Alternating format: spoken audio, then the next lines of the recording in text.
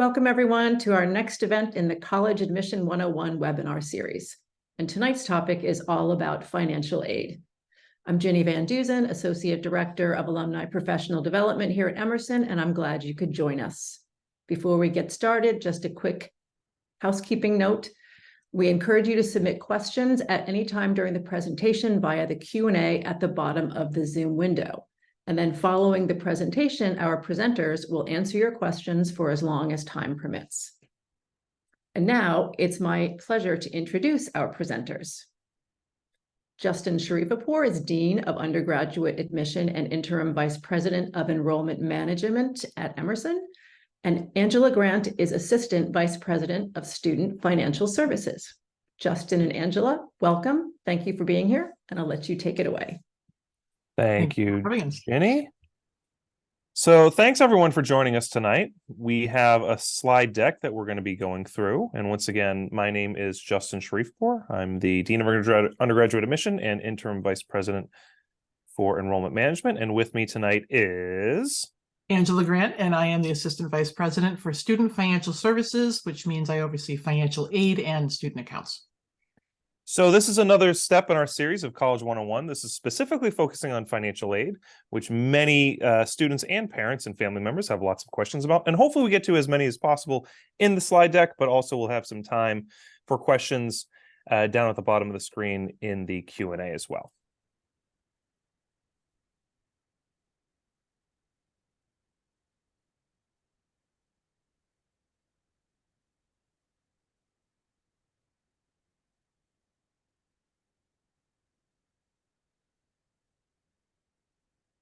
So this evening, what we're going to be covering is what is financial aid. It is actually an important thing to discuss about what is and is not included. We'll talk about things like the FAFSA and the CSS profile. We'll talk about what does the cost of attendance mean. What is this new student aid index you may have been hearing about for next year? What does it mean by financial need? We'll talk about the different categories, types and sources of financial aid, and also how to compare financial aid packages, and what we call special circumstances. Okay, thank you, Justin. To kick things off, we're going to start talking about what is financial aid. Financial aid is everything that you would see on your financial aid package. So scholarships and grants, as well as loans, things like work study, any awards you get from your high school, if you get a scholarship, that sort of thing. And those are all to help pay for your college costs. There are several myths that we like to dispel about financial aid. One is that the form is really difficult to fill out. The FAFSA is actually getting easier and easier. This upcoming year will be new to us, but it is much more simplified, and we'll go over that a little bit later. And the other thing is that if my parents make a lot of money, I'm not going to be able to qualify for financial aid. Every single person who fills out the FAFSA who is a U.S. citizen or otherwise eligible will receive some sort of financial aid, at least in the form of federal loans, if not other things. And many folks who think that they're not going to qualify for aid qualify for a lot more. And then finally, only students with good grades get financial aid. And that is not true at all. The FAFSA doesn't look at all at any student's record from high school. They look only at your family income information. Types of financial aid applications. So everyone has pretty much heard of the FAFSA. That's the federal application for student aid, and that stands for the free application for federal student aid. So you don't want to pay any money to fill that out. The other application, not every school requires. It's called the CSS profile. That's through the College Board. So you might be familiar with the College Board because of SATs or ACTs, but you go there to fill that out if your school requires it, or if the schools you're applying for require it. We do here at Emerson ask that you fill out both applications. The CSS profile, again, is not requested by every school, but it's about 250 colleges across the country. Here, you have to fill it out to be eligible for any need-based financial aid. You only have to fill it out for your first year if you're coming here. Some schools will have different rules for that, so it's important to make sure that you're aware of what your various schools that you're applying to require. And the deadlines are always very important to watch. The FAFSA, same thing. Every school is going to require that if you want to apply for financial aid of any kind. It will let us know what you qualify for federal aid, and it'll also help inform schools what you will qualify for institutional aid.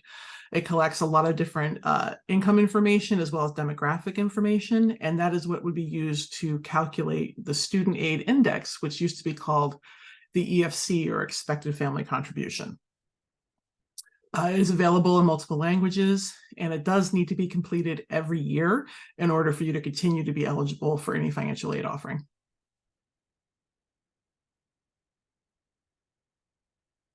So normally the FAFSA would come out on October 1. This year they're making a lot of changes, and because of some different government stoppages and things, it's not going to be available until December. We haven't been given a date yet, but we're thinking probably mid to the end of December. And once it's available, you can fill it out at any time, but you don't want to fill it out any earlier than December of the year prior to the start of enrollment for your student. So you want to make sure, again, that you're looking at the published deadlines for your schools to make sure you have that completed in time. And some states will have their own deadlines for state financial aid eligibility. So right here is just a chart to show you for students who plan on going to college for fall of 2024, for example, you want to fill out the FAFSA using your 2022 tax information. It used to look at the last year, but now it looks back 2 years. And normally, again, you can see here the chart's a little different for this year. Normally it's available on October 1.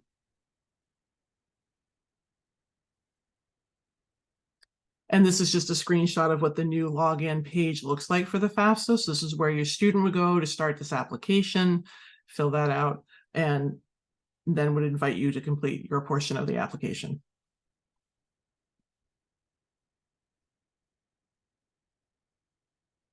So they'll be going through an onboarding process because this is a new system for students. So even students who have already filled out the FAFSA several times, this will be a new experience for them.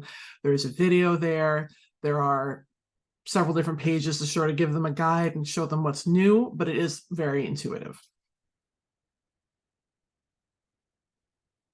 Things that you want to gather to have ready to go when you're filling out the FAFSA are any information about your any federal benefits you received in calendar year 2022 or 2023. You also want to have obviously your tax form with you if you've completed that. Other things you're going to know easily. Some things you might want to gather, make sure you have any other information you have about veterans benefits and things like that you want to have to hand, as well as assets and any untaxed income you might have. And the same thing for both parents and the students. You want to gather that information for them as well. We do get a lot of questions about dependency status. So you do have to answer questions about this on the FAFSA, and many parents believe that if they do not claim their student on their taxes, that the student is independent for FAFSA purposes, and that is not true. Your student is dependent until the age of 24, unless they can answer yes to several different questions on the FAFSA, all of which are along the lines of, do they have a dependent of their own? Are they working on a graduate degree? Or have they been in the armed services? There's a couple other situations as well.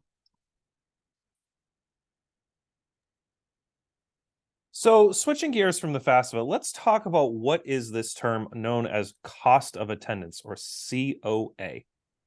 And it's really, there's two big buckets to think about.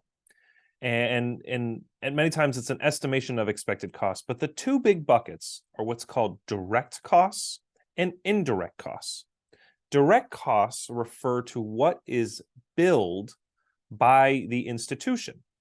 Common examples are tuition, mandatory fees, what's called nowadays, it used to be called room and board, but now the new term is food and housing. So those are costs that are billed from the college or university to the student and the student's family. Indirect costs are other things associated with that total cost of attendance. And it's, to think of it, it's just the other costs that aren't on your actual annualized or per semester bill, such as transportation.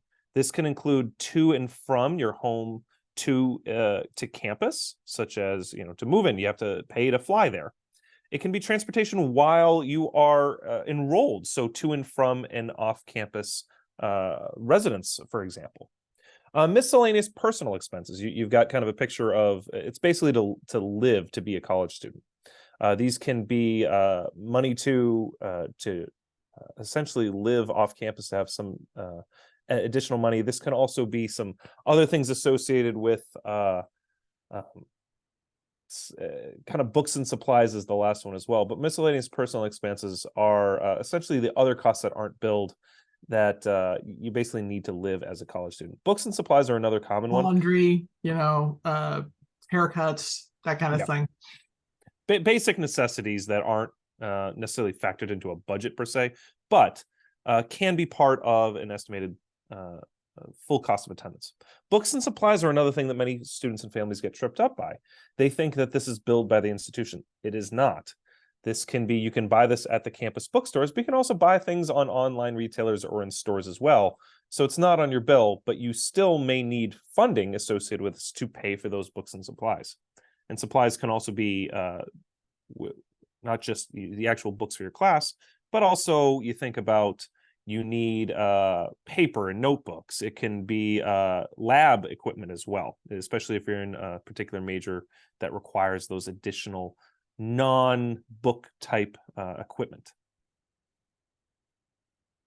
What is this student aid index that Angela is referring to? So this used to be called the expected family contribution, or EFC, but it's a new number based on the new FAFSA that is an approximation of your financial resources for your college education. It is a new calculation. It is not necessarily easy of going apples to apples from your EFC to the SAI. And this is going to be new for that new FAFSA that Angela was referring to that opens in December. This will be the new number that comes out as a result of it. It is calculated with a bunch of formulas, and it is based on what you submit on the FAFSA, in addition to some other things kind of behind the scenes that the federal government uses to get that number, that SAI. So when we refer to financial need, we're referring to the cost of attendance, which is that all of those direct and indirect expenses, minus the student aid index, which is what the financial resources the family has, the student and family has to contribute to the college education. And then there's the resulting net of financial need. Now, in the new student aid index, you can technically have a negative number for SAI. That's kind of a thing coming out from the federal government about how this is going to work. It will be treated as a 0 in the formula, though. So it's an important distinction that is new for the new FAFSA. So there are two main categories of financial aid. There's what's called need-based and non-need-based aid. Need-based aid is based on calculations such as the student aid index, or what used to be the expected family contribution, largely based off of that, based off of your financial need in association with the cost of attendance. Non-need-based aid, the biggest source of that are what are referred to as merit scholarships, which we'll talk about in a second. Also, things like veterans benefits. You may have tuition benefits associated with your employer if you work for a college or something like that. There is no need test associated with that. It's more of benefits associated with some sort of association you have, whether it's the student or the family. But the other main bucket are merit scholarships.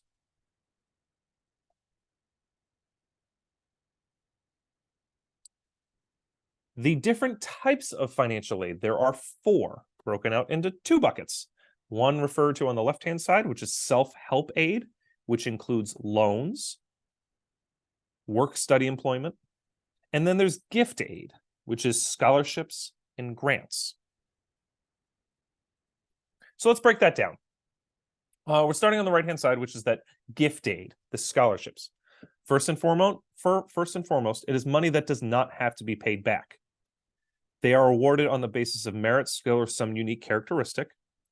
At Emerson, we do merit scholarships awarded through the admission process.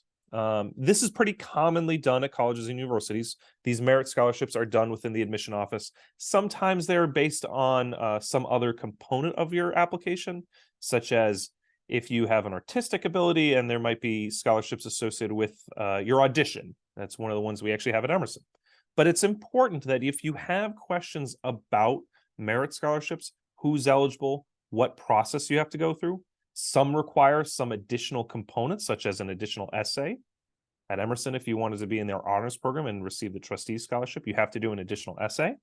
But make sure that when your student, or you as a family member, gets into this point where you're wanting to know more about merit scholarships, go to their website and also contact that admission office or the admission counselor assigned to your region to make sure what's the process to become eligible for merit scholarships. Lots of schools do this differently, and make sure you get the information in your hands ahead of time. The next piece of that right-hand side of gift aid are what are referred to as grants, and not from the namesake of Angela. This is also money that does not have to be paid back. It is usually awarded on the basis of financial need, once again, based on things like that student aid index or the expected family contribution. These can be funded by the federal government, your state higher education authority, or by the institution to which you are applying to.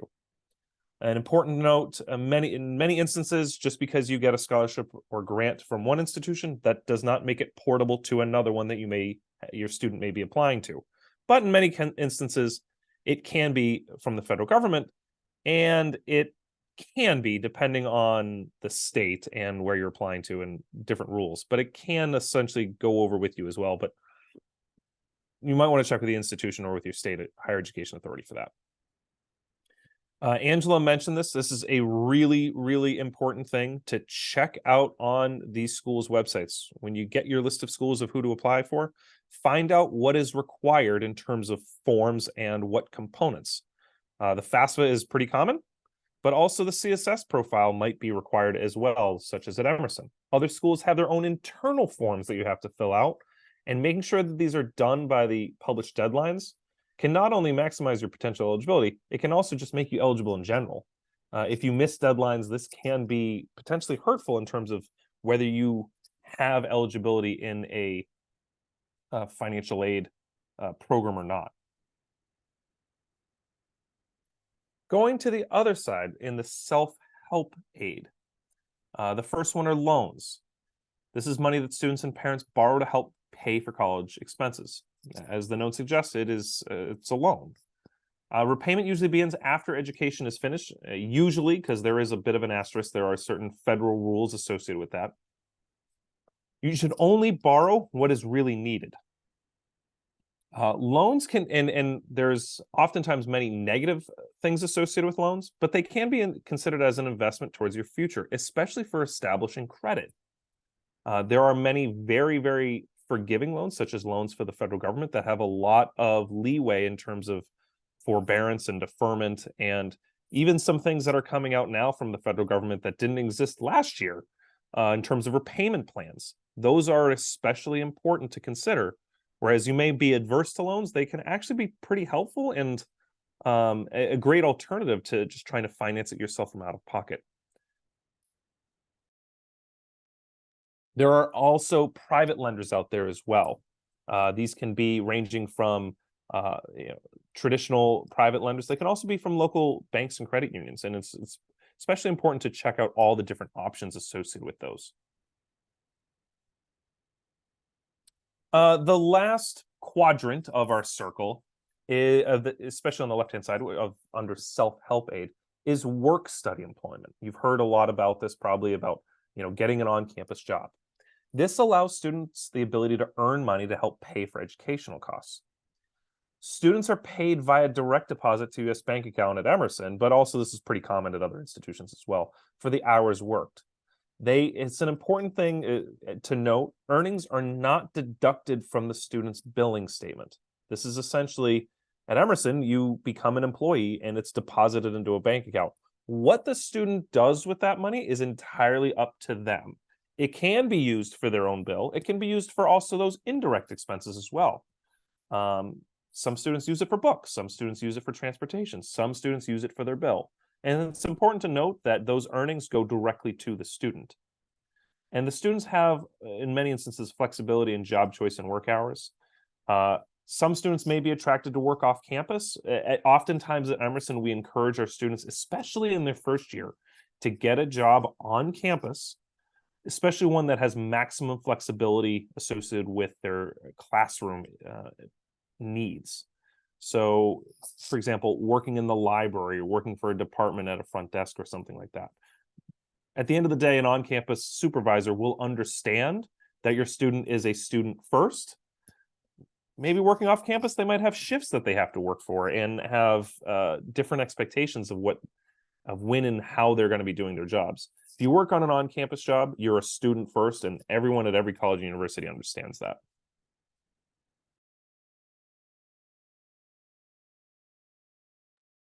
Thank you, Justin. And that's a great point. Absolutely, students are not allowed to work work study positions when they're in class. So you don't have to worry about that. Another great benefit there. And we're very mindful of students' time. Other sources of financial aid. We did talk a little bit about how some of the financial aid comes from the federal government, either in the form of loans or grants. Also, there are state grants, depending on your state, they may have a grant, and some of those even travel outside of the state, which is very helpful. You may receive financial aid from your employer or your student's employer, either in the form of a scholarship or a tuition benefit. There are other private sources that you may receive aid like that from. It could be, another kind of scholarship or an application you complete.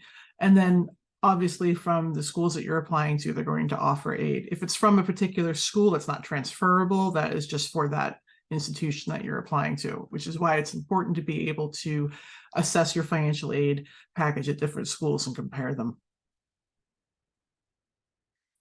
So some of the, the federal student aid programs include the federal Pell Grant, and that is an income-based grant. If you qualify for that, the federal government will determine how much of that you qualify for based on your SAI. The Federal Supplemental Educational Opportunity Grant, also known as the SEOG, that is also in line with the Pell Grant. So students who qualify for the Pell Grant may receive that. That depends on how much of that fund the school gets from the government.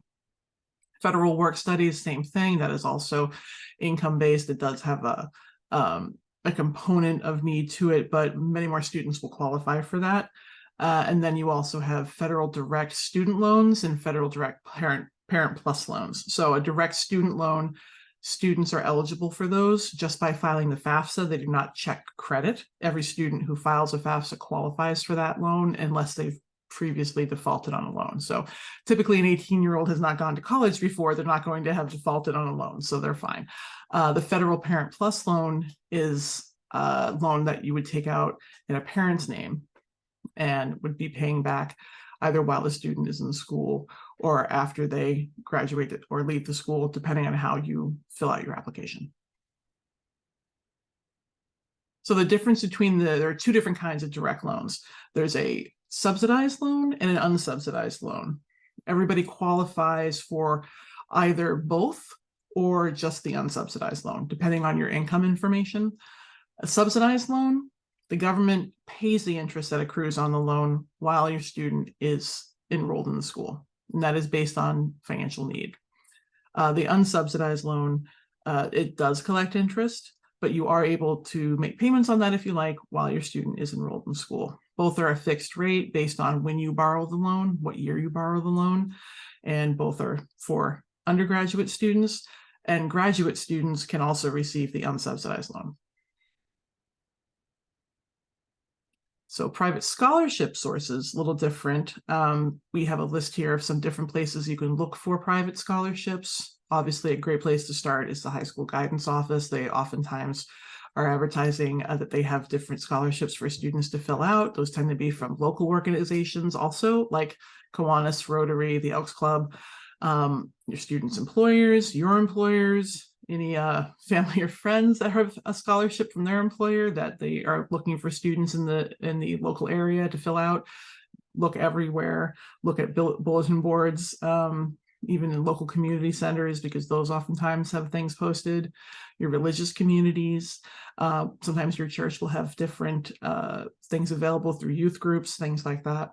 Your higher education authorities. So depending on your state, most states have a higher education authority, and some of them will have scholarships. And then, of course, your college websites generally have a scholarship page for outside scholarships as well that they maintain. And then there are scholarship search sites, and I want to talk about that a little bit. There are many of them out there. We do recommend that you set up a separate email. You can make a Gmail or a whatever account. A Gmail account is probably the easiest thing. And make a profile on that just for that email address, because you will get so much email as a result of that profile that you fill out.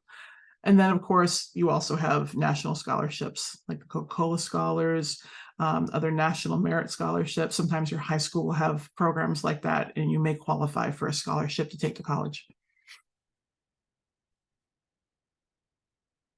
And we talked a little bit about being able to compare financial aid packages. And here you can see two different schools, School 1 and School 2. We're going to have to work on those names, Justin. But the cost of attendance at School 1 is $80,000, and the cost of attendance at School 2 is $60,000. So when you look at that cost of attendance, you might immediately think, oh, well, it's going to be much cheaper to go to School 2. But you have to be able to look at your direct, your indirect costs, and also the financial aid that's being offered. So you can see on the left-hand side here, we have scholarships that the student has earned, institutional grants, a state grant, federal grants, and federal loans and work study. And on the right-hand side of the screen, you'll see the student didn't receive scholarships at this particular institution, get a little bit more in institutional grants, and everything else looks exactly the same. When you add up the need, though, they add up the total aid and then subtract that from the cost of attendance, the unmet need is the same at both schools. So going to both of these schools costs you the same, which is a little not exactly intuitive to think about, but that's how you want to look at it. Is you have to look at the cost of attendance minus whatever aid you're receiving.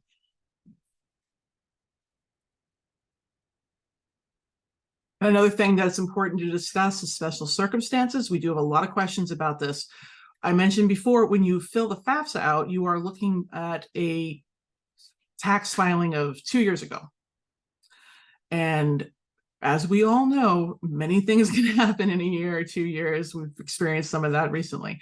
So things come up. If you have, unfortunately experienced a change in employment or gone through divorce, or there was illness in the family, that's terrible circumstances can happen.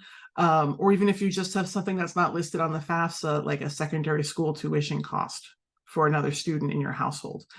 Those things can be taken into account. You have to contact the financial aid office at the school and explain to them that you would like to appeal because you have some circumstances that aren't described on the FAFSA. And what they can do is based on calculations for income for this year or other information they will gather from you, they can recalculate your income information and get a different SAI, which would result in a different, hopefully, aid package for you.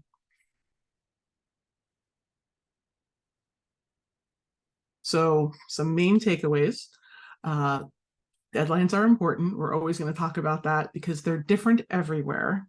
They're around the same time, but you don't want to miss a deadline at a school that's important to you by a couple days because another school had it as the 1st and they have it as the 15th, and that can be complicated. So you might want to make sure that you're double checking all of that as carefully as possible.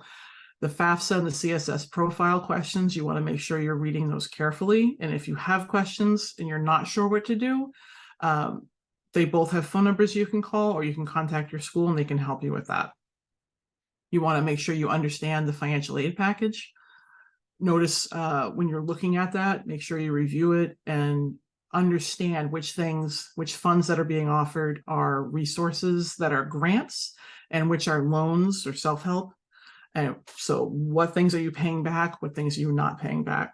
You want to make sure that when you compare those financial aid packages, you were looking at net cost. And then even within that, what are you being directly billed and what is an indirect cost? You want to be able to estimate that balance based on those direct billing costs. And then also think about, okay, travel to different places is going to cost you different things. That's some of those indirect costs, and that comes into play too. Also, it's a 4-year investment. So though it's very good to focus on that first year, you do want to be thinking long-term and make sure that you understand what it's going to look like going forward and how you're going to manage it every year. The financial aid office is always there to help you, not just in your first year. We are here to help you at every school. We're definitely here to help you work through any questions, changes in circumstances, confusion about forms. That's why we're here. Financial aid professionals are very excited to help you with these things. It's what we do. It's what we speak, that language of forms and federal regulations. So we're happy to help you with that at any time. Always make sure you're asking us questions. And if you're not sure about something, it's totally fine. Give us a call and ask us. And if anybody is asking you for money to fill anything out, don't do that without talking to us first. And as far as private scholarships go, there are many out there. Apply. We always say this. It can be practically a part-time job sometimes for students to do it, but they add up. And even if you might think, oh, it's not worth writing an essay for $500, write that essay. You can probably tweak it and use it for a few different scholarships. And if you get five $500 scholarships, that's a lot of money. So keep going and just keep trying. And now we want to open the floor for questions. Yes. All right. First question. How will the new FAFSA form affect the timing of aid offers? Well, that is a very good question. That's going to be different at different schools. So we're all going to have a slightly different approach to that. We're working through that process right now because we're still not 100% sure how everything's going to look and when it's coming out. So it's kind of hard to estimate the date we can release things when we don't know exactly when it's coming out. We also have to give you time to fill it out. And then once you fill it out, the government locks the record for a little bit and then they send it to us. It's all electronic files that go whizzing back and forth, but it still takes some time. Not very long, but a little bit. So once we receive that, we then have to review it. And depending on whether or not your schools choose to use the CSS profile, they're going to compare them, look for discrepancies, see if it throws up any questions. People make mistakes on these forms a lot, and it's very easy to do, but it's also very easy to correct. So we look for common flags. We look for any discrepancies. We might ask you for a document or two, and that can slow things down as far as receiving a financial aid award. But we do work to get those out to you as soon as possible. And I think another thing to add about that is, once again, keeping up with those deadlines is really, really important. And it also can depend on when your student applies. If they apply in one of the early action or early decision rounds, it will generally come out earlier. If you apply in more the later rounds or rolling admission or regular decision, generally those are going to probably be about the normal timing in the March to April timeline. It's the early rounds, because that FAFSA is opening up much later than in prior years, in December, sometime in December. Those earlier rounds are going to be disproportionately later, but it's also just for this year. So if your student is a junior or a sophomore or freshman, they'll still have all of these processes, but the timing will essentially reset to the kind of what has been stereotypical in the higher ed space lately. Absolutely. Okay, next question. For the federal aid programs, do you have to fill out something other than the FAFSA to be eligible? For federal aid programs, you do not. It's the FAFSA only. So in order to receive a direct loan or a Pell Grant or SEOG, you just need to fill out the FAFSA. And you do need to fill it out by school deadlines to make sure you maximize financial aid from the school. But you would not lose direct loan or Pell Grant eligibility if you filed a little late. That's not a thing. You wouldn't run it. We don't run out of Pell Grant. We can, however, you can miss out on other things depending on the school if you miss a deadline for processing. Can you appeal because you still can't cover the end result of your COA? This is done differently at different schools, and this is a really important thing. The number one best piece of advice is to ask the individual schools, ask the admission office, ask the financial aid office what their process for appealing is. And I say what's their process because you want to make sure that your request doesn't get pinballed around to different offices or get lost in the shuffle or something like that. So ask them, what's the point of contact? What's the methodology? What's the form? Whatever it might be. Ask that admission office and or the financial aid office, what's the best way for me to appeal my financial aid package? And they might say, well, actually, you go into your portal and you do it. They might say, we need you to fill out this form. They might say, just send an email to this email box. So it's really important, step number one, to find out what their process is. Some schools may say, no, we don't do that. And if that's the case, you can always still write an email and see what happens. Generally speaking, rule number two, they will not take money away from you. So it can't hurt to ask. It never hurts to ask. The worst that can happen is someone says no. They won't say, oh, because you asked, we're going to take away your merit scholarship. That doesn't happen. Or you're no longer accepted or something like that. There's it's only up, it's greater than or equal to zero. So at the end of the day, you're not going to lose out on anything. Then the third thing is, and this is more of a how we do at Emerson, it's important that your student writes the appeal from their perspective. Things about why they want to attend the institution. Talk about if there's been changes in financial circumstances. So Andrew was talking about those special circumstances. If there has been, let's say, an income disruption, detail that. You may be asked for additional paperwork to substantiate what you're talking about, such as a job change or a change in marital status. Those things may require paperwork for compliance sake. So be prepared so that if the financial aid office says, yes, we've had a change, we do need some paperwork just so we can make the changes. Be ready to go with that paperwork and get it in as soon as possible. If there has been no changes in circumstances and it's just an affordability thing, really make sure that the student writes it, and make sure that you write it in a fashion that is, remember, there's usually human beings reading this. So I generally say, don't try and berate the director of admissions about why my student or me, the student, deserves more money. Just speak from the heart, tell more information, add things that aren't in your application or things that have come up since then.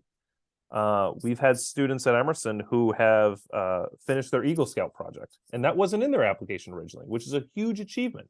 Make sure you add that because things like that can be a tipping point. Maybe you had updated. My house just cheered. So I know. I always do it for Alan. But if you have updated grades and you had all A's in your last semester, you may have actually, unbeknownst to you, moved up in a tier of merit scholarships. Absolutely. Of nothing that you necessarily did other than just been a good student. So if you have updated grades, say, hey, I have first semester 12th grade marks in, and I want to make sure you have that to calculate my merit scholarships if that's how that school does it. And the admission office might say, yeah, you really should give us those because that could help you out 5, 10, who knows how many thousands of dollars. So things like that. Once again, to recap, it's find out what the process is, to make sure that you are following the kind of rules and procedures associated with that. And think about what changes have happened since you originally applied, or both to the admission office and to financial aid. Also, don't be surprised that the financial aid packages you receive from different schools may vary greatly.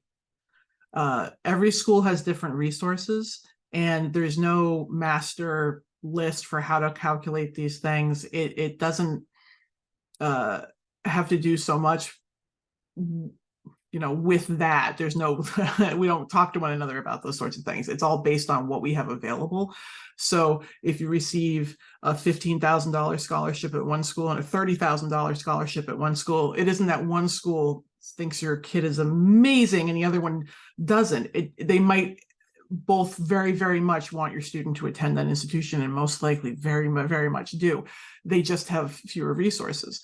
But the other thing is to know that that other school that maybe only gave you 15, they might be cheaper. So you also want to look at that, because sometimes we just look at what we're offered, but we don't always look at the overall cost. And that's super important to do, because you don't want to just look at the scholarship and think, oh, that's such a great scholarship, we have to go there. When if you add everything up, it's much cheaper to go to the other one. And if they're comparable schools, I mean, some schools will allow you to, let's say, here are the merit scholarship or financial aid packages I received at other institutions. Yeah.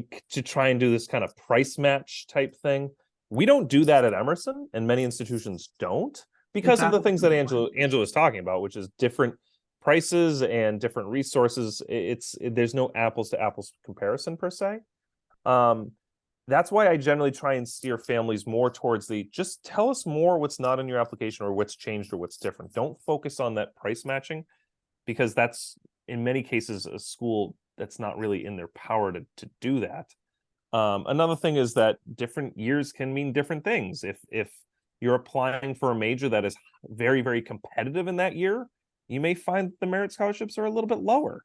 If you apply to another school that it's maybe you got in and you're fantastic and you're the top engineering student, you might get a higher merit scholarship. And so it's not necessarily that you are a better student A or B.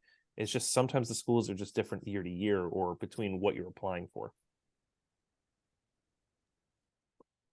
Next question. If your student is applying to a place like Emerson and they need to audition, which comes first? Do you find out about acceptance before the aid package? So generally speaking, yes. You generally find out from the admissions office first, and then you will get many institutions do the merit scholarships at time of admission or shortly thereafter. Not always, but most of the time. Many students and families will say, hey, my student was admitted, but we didn't get a merit scholarship. That might be that you just didn't get one. It may also be that the merit scholarships come out later. So it's important to ask that admission office when that sequencing may happen. Also, for certain specialty applications or like an honors program, they may do it at different times compared to at time of admission. So if you do have questions when you're applying to a school, say, hey, we were admitted, when does XYZ happen? They'll make sure to run through all of that. And just because you receive the merit scholarship at time of admission at a school and nothing else is immediately forthcoming, you don't have anything else listed, it doesn't mean that you're not going to get additional financial aid offering that is need-based. It's just not part of the admission process. So typically the admission process, when you get admitted, that actually kicks off some of this review piece that the financial aid office needs to do, compute and award, figure that out for you. But we usually do that after the merit portion is done. Not every school does it that way. Some schools, you're going to get a complete financial aid package at that time, but most of them do it in a sort of staggered approach. Yeah, the admission office does the first step and hands essentially the student over to the financial aid office and bundles whatever merit scholarships you have into that financial aid package, so it makes sure that everything is itemized. But a lot of times it's, to Angela's point, it's sequential. It starts with the admission office, then goes to financial aid. So sometimes people think they get that award, they get that initial acceptance rather, and they're waiting for an award. Or if they don't receive something at that time, they'll call and say, well, I didn't get any financial aid. That's not going to be the case unless you haven't filed a FAFSA. The number one thing that students and families get tripped up on with what exactly Angela just said was because they're missing something. It's not from they aren't receiving a financial aid package. It's because either the financial aid didn't get your FAFSA or potentially your CSS profile or other forms, or they need additional information. It's important to check your email. It's important, if the school has an admission portal or financial aid portal, to check what they're asking from you. It's the number one thing that trips students and families up is they say, "Where's my financial aid package?" It's because they needed maybe some tax forms or extra documentation, and that missing is actually what's holding up your financial aid package rather than a processing thing. It's basically just sitting in kind of a limbo or a purgatory, or awaiting you actually as the student and family. And if that is the case, I guarantee you they are sending your student information saying, we need you to submit this. We need you to submit this. So make sure that they're checking their email. And if there is an online portal, there's most likely a checklist for that item. Sometimes we'll ask families for a copy of the parents' tax forms or W-2s or all sorts of different things. And we'll get a reply, well, I put all that information on the FAFSA. Absolutely, we know that, but we still need that form sometimes. If you are selected for verification, which is a federal term that happens, you'll get a notice about that when you file the FAFSA. If you're selected for verification, we have to collect certain documents from you before your financial aid package is finalized and complete. So we'll probably give you an estimated package, but we can't complete it and call it official until we get certain documents from you. And we'll let you know what those are. We'll walk you through them. They're things that you already have generally, or a simple form to fill out, but we do need to get those. We're not trying to make it more difficult, but we do need to ask for those forms. So many moving parts. Yeah. Information, but Angela, Justin, thank you so much for being here tonight and helping us get an overview of the process and some tips and tricks on how to make it a little bit more bearable. But if any of the attendees have follow-up questions, you can reach out by email to admission@emerson.edu or via the admission website, which I've just linked in the chat. In a few days, all event registrants will receive a follow-up email with a link to the recording of this event. And don't forget to register for the remaining webinars in the College Admission 101 series, which I will also link in the chat. And there we go. Thanks again for joining us, everyone, and have a great night.